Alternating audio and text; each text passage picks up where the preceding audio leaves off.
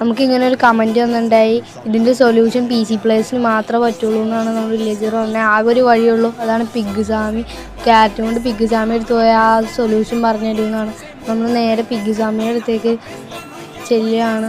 Finally നമ്മൾ pig സാമിനെ കണ്ടെത്തി. ഈ പിഗ് സാമിക്ക് നമ്മൾ ക്യാരറ്റ് കൊടുത്തു.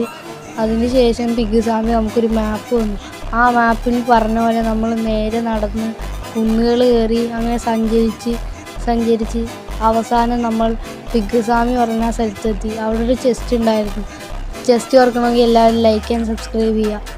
അതിനുശേഷം നമ്മൾ ആ ചെസ്റ്റ് തുറന്നപ്പോൾ 2 hours later.